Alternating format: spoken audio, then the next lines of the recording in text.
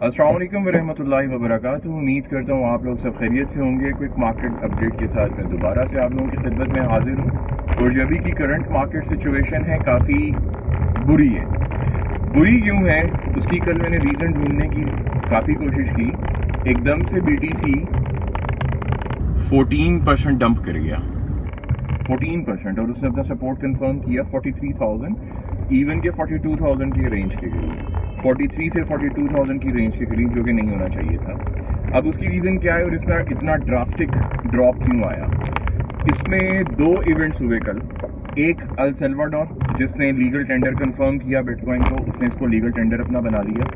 और अब से अल सल्वाडोर जो कंट्री है उसमें दो करेंसीज चला करेगी, एक डॉलर और दूसरा बिटकॉइन। इवन कि उन्होंने ये कानून साजी भी कर ली है इसको कि अगर कोई बिटकॉइन लेने से वहाँ पे इनकार करता है तो उसको जेल भी हो सकती है, यानी कि पकड़ा जा सकता है, बस इससे ज़्यादा नहीं। ऐसा नहीं है, कोई बड़ा हीनियस ऑफेंस है कि बिटकॉइन, अगर आपके पास बिटकॉइन, आप किसी शॉपकीपर के पास गए कि भाई ये बिटकॉइन ले लो और वो आपको इनकार करेगा और वहाँ पे फ़ौरन पुलिस आ जाएगी, ऐसा नहीं है।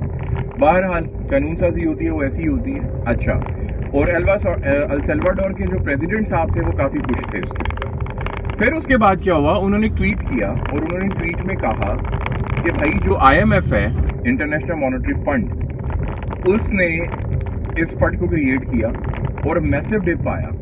52,000 से बिटकॉइन मेल्ट होना शुरू हुआ और 43-42 की रेंज में जाके उसने एक ब्रेक लगाया और फिर से उसने अपनी एक हाई ली और 47,450 और 46,300 के करीब बिटकॉइन ट्रेड हो रहा है। ये एक ही चैनल में चलता जा रहा है, साइडवेज चल रहा है।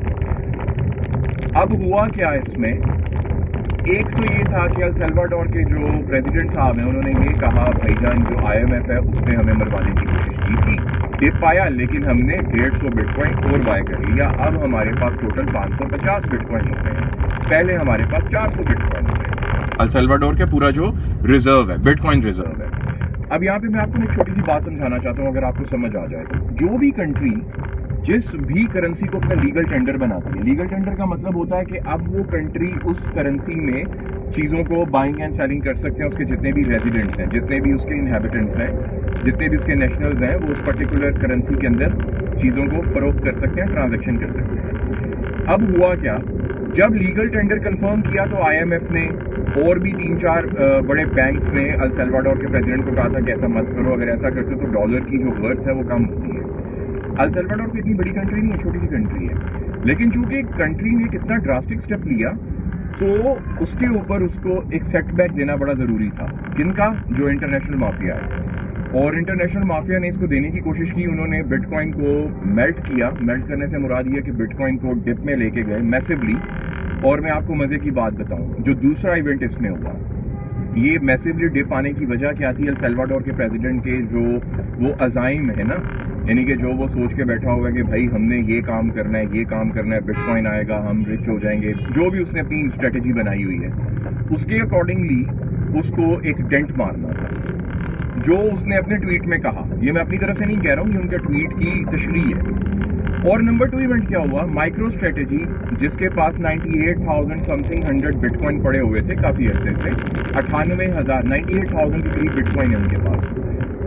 किसी ने लीक खबर की कि वो एग्जिट स्ट्रेटेजी प्लान कर रहे हैं। एग्जिट स्ट्रेटेजी क्या होता है? जब कोई हेज फंड किसी कारोबार में पैसा डालता है तो हेज फंड का जो मेन पर्पस होता है, जिस भी कारोबार में पैसा डालता है उसकी वैल्यू को बढ़ाता है। Some time hedge funds artificially उसकी वैल्यू को इंक्रीज करते हैं। वो क्यों करते हैं? ताकि जब वैल्यू किसी भी प्रोजेक्ट की, किसी भी शेयर की, किसी भी कंपनी की, किसी भी कारोबार की हाई हो तो वो किसी और बिजनेसमैन को हाई प्राइस के ऊपर वो कारोबार बेचें और निकल जाएं। इसको एग्जिट प्लान कहते हैं। एक बंदे ने, जिसका ट्विटर अकाउंट द वेल्स के नाम से है, उसने ट्वीट किया 3 दिन पहले और उसमें कहता है भाईजान कि जो माइक्रो स्ट्रेटेजी है, जिसके पास 98,000 समथिंग 100 के करीब बिटकॉइन पड़े हुए हैं, वो सेल करने की कोशिश कर रहा है, तो सब मुमताज हो रहा है। वो एग्जिट स्ट्रेटेजी प्लान करके बैठ गया। और आज जो डेटा आया, यानी कि कल पूरी मार्केट में जितनी भी दुनिया में एक्सचेंजेस हैं उनमें कितना BTC बिकने के लिए गया, वो बड़ा हैरान कन था। अगस्त का सबसे हाईएस्ट इनफ्लो था, अगस्त मंथ का सबसे हाईएस्ट इनफ्लो अराउंड, अगर मैं इसको कैलकुलेट करूं सप्लाई डिमांड प्रेशर की रेशो के साथ, तो ये तकरीबन 59 से 62,000 के करीब बीटीसी आया था बिकने के लिए। और मजे की बात बताऊं, इससे ज्यादा 65,000 के करीब बीटीसी को खरीदा भी गया, जैसी मजे की बात है। अब ये किसने बेचा और किसने खरीदा, ये एक मिथ है, ये मुझे भी नहीं पता। मैं भी आपको कह दूं फलानी कंपनी ने खरीद लिया, फलाने हेज फंड ने खरीद लिया, तो ये बात बड़ी ऐसी वैसी होगी, तो ऐसा कुछ भी नहीं हुआ। बस ये है कि बीटीसी बिकने आए 59,000 के करीब, जो कि ह्यूज अमाउंट है, और जिसकी वजह से जब भी बीटीसी ज़्यादा अमाउंट में बिकने आता है तो अच्छी खासी लेवरेज लिक्विडेशन होती है मार्केट में। लिक्विडेशन इसी वजह से होती है कि बीटीसी को फ्लूट मिल सके, बीटीसी बेचा जा सके और लोग बीटीसी को खरीद पाएँ। ये एक बड़ा कॉमन सा सिनेरियो है इकोनॉमिक्स में, तो बड़ा ज़रूरी है कि जब सप्लाई ज़्यादा होती है तो सप्लाई सरप्लस में हो जाती है, जिसकी वजह से सप्लायर को डिस्काउंट देना पड़ते हैं ताकि बायर अट्रैक्ट होकर उसको बाय कर सके, और यही हुआ कल। ये दो इवेंट्स थे जिनकी वजह से मार्केट में एक ड्रास्टिक हमने ड्रॉप देखा, और ये ड्रामेटिक किस्म का ड्रॉप था, ये प्री प्लान नहीं था, इसके ऊपर कोई फंडामेंटल कोई चीज़ नहीं थी। अभी भी एक बात याद रखिएगा, अगर आप डिमांड और सप्लाई को फोकस करते हो, अगर आप इकोनॉमिक्स को जानते हो, अगर इतना बीटीसी बिका तो किसी के पास गया ना, अब उसने जिस भी प्राइस पे खरीदा है उससे नीचे वाली प्राइस पे नहीं बेचेगा, हमेशा उसको ऊपर वाली प्राइस पे बेचेगा। कुल मिला के 60,000 बीटीसी अगर बिका है तो वो जिस भी प्राइस पे बिका है, 45 पे बिका, 46 पे बिका है, दोबारा से इस प्राइस पे वो नहीं बेचेंगे। वो डेफिनेटली अगर उन्होंने बेचना भी हुआ वो वापस 51, 52, 53 या नेक्स्ट ऑल टाइम हाई पे बेचेंगे। ये बड़ा कॉमन सा फिनोमेना होता है। 19 मई 2021 को तकरीबन 2.25 लाख बीटीसी बिका, 1,77,000 के करीब बीटीसी बिका। अब जब वो बिका उसके बाद से डिप स्टार्ट हो गया, तो तब भी मेरे दिमाग में यही था कि जब इतना ज़्यादा बीटीसी बिका, किसी ने तो ख़रीदा, और किस प्राइस पे उसको ख़रीदा गया, उसको तकरीबन 38,000 की ब्रैकेट से लेकर 42,000 की ब्रैकेट में ख़रीदा था। 38,000 की ब्रैकेट से 42,000 की ब्रैकेट में ख़रीदा था, जो 2.25 लाख बिका था। तो आप खुद देख लो, उसके बाद मार्केट 1-2 महीना साइडवेज रही, उसके बाद बूम बूम। और उन दिनों में इतना फंड आ रहा था चाइना की तरफ से, इलॉन मस्क की तरफ से, कि मार्केट में इतना ज़्यादा पैनिक क्रिएट हो चुका हुआ था, जिसकी वजह से मैसिवली बीटीसी क्या पूरे ऑल्ट्स अपने 80% तक डिप में चले गए थे, बल्कि कई ऑल्ट्स तो 100% तक डिप में चले गए थे। जैसे SXP को देख लो, SXP $4.25, $4.5, $5 पे ट्रेड हो रहा था तब मई में, और फिर 19 मई के बाद देखो वो तकरीबन $2.5 पे भी गया, तो 100% अपना उसने डिप तो ले लिया ना। तो अब आप लोगों ने क्या करना है, इस मार्केट में चुप करके बैठे रहो, मौज मस्ती करो। आप लोग स्पॉट में हो, मैंने आप लोगों को इतनी एंट्रीज दी हैं कल, उन एंट्रीज को एंजॉय करना। वेरी सून वो एंट्रीज आपको अच्छे खासे प्रॉफिट देके जाएंगे। यार SXP को 2.90 के ऊपर उठाया है, दोबारा से SXP को 2.90 के ऊपर उठाया। CHZ की आज सुबह मैंने एंट्री शेयर कर दी है, उसको भी उठा लीजिएगा, लेकिन छोटी अमाउंट से उठाइएगा ताकि बाद में आप उसको फर्दर भी, अगर वो डिप में जाता है, अक्यूमुलेट कर सको। अगर अभी मैं दोबारा से डिमांड और सप्लाई की रेशो को कैलकुलेट करने की कोशिश करूं तो आपको मज़े की बात बताऊं, बीटीसी शायद 40,000 की रेंज में वापस जा सकता है। मज़े की बात तो नहीं है, थोड़ा सा प्रॉब्लमेटिक चीज़ है। बीटीसी दोबारा से 40,000 के जो एक एरिया है उसको टच कर सकता है। उसकी रीज़न है अभी इसका इम्पैक्ट थोड़ा सा मार्केट में और आएगा 1-2 दिन के लिए। जब वो इम्पैक्ट आएगा तब बीटीसी फर्दर डिप में देखा जा सकता है। बस अब देखना ये है कि जिन जिन के पास ऑल्ट कॉइन्स हैं क्या वो होल्ड करके रखते हैं। अगर तो रिटेल इन्वेस्टर, रिटेल ट्रेडर उसको होल्ड करेगा तो यकीन मानो मार्केट एक हफ्ते के अंदर दोबारा से उसी सिचुएशन में चली जाएगी जिस सिचुएशन में हमने कल छोड़ी थी। सिर्फ एक हफ्ता, मुश्किल से, बल्कि एक हफ्ता भी शायद मैं ज्यादा कह रहा हूँ, 3-4 दिन या 5 दिन लग जाएंगे, इससे ज्यादा नहीं, इससे ज्यादा नहीं। मार्केट रीइंस्टेट कर लेगी अपने सारे प्राइसेस को। और अगर आप लोगों से मुराद जितने भी रिटेल ट्रेडर या इन्वेस्टर हैं, छोटे इन्वेस्टर हैं जिनको पता नहीं है इस मार्केट का, उन्होंने पैनिक सेलिंग स्टार्ट कर दी तो फिर देखिएगा क्या हाल होता है। तो फिर वापस से बीटीसी को आप 38 पे तो देख सकते हो, और ये कोई बड़ी बात नहीं होगी, क्योंकि जब भी बीटीसी डिप में जाता है उसके पीछे हमेशा रिटेल इन्वेस्टर का हाथ होता है।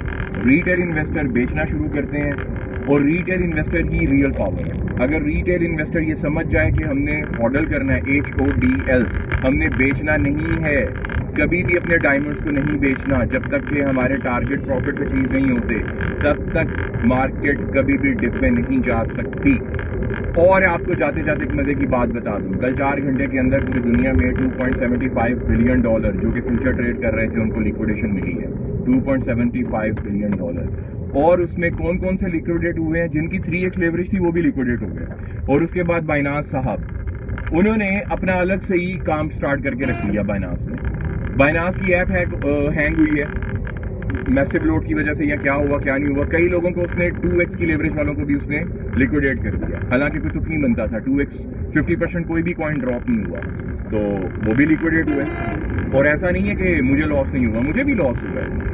देखो यहाँ पे अगर मैं वीडियो बना के आपको कुछ बता रहा हूँ या कुछ सजेशन दे रहा हूँ, इसका हरगिज ये मतलब नहीं है कि मेरे पास सारी वो इन्फॉर्मेशन कमाल की है जो आप लोगों के पास नहीं है, या मैं गलतियाँ नहीं करता, या मैं बड़ा स्मार्ट इंसान, वैसा कुछ भी नहीं है। जिस तरह आप प्ले आउट करते हो उसी तरह मैं भी प्ले आउट करता हूँ, बस इतनी सी बात है। हाँ, ये है कि मैं अपने स्टूडेंट्स को सिखाने के लिए ये वीडियोज़ बनाता हूँ, नॉर्मल लोगों के लिए ये वीडियो नहीं है। अगर मैं इसको फेसबुक पे भी डालता हूँ, मैं डिस्क्लेमर दे रहा हूँ यहाँ पे, फेसबुक पे भी डालता हूँ, तो उसका हरगिज मतलब ये नहीं है कि आप लोग मुझसे रब्ता करें और मुझसे ये बिटकॉइन वगैरह या शेयर मार्केट या ये क्रिप्टो करेंसी की मार्केट के प्रॉज एंड कॉन्स को सीखना शुरू कर दें या मुझसे ट्रेनिंग देना स्टार्ट कर दें, ऐसा कुछ भी नहीं है। और ना ही कभी मेरा कोई ऐसा मकसद रहा है। ये मेरे कुछ स्टूडेंट्स हैं और अभी के स्टूडेंट्स नहीं है, काफ़ी पुराने स्टूडेंट्स हैं, उनके लिए मैं वीडियो बनाता रहता हूँ और उन्हीं को मैं एजुकेट करने की कोशिश करता रहता हूँ। तो अपनी दुआओं में याद रखिएगा, जितना इस मार्केट में अप एंड डाउन थे वो मैंने आपको प्रॉज एंड कॉन्स से जो इंपॉर्टेंट इन्फॉर्मेशन थी वो मैंने आपको बता दी।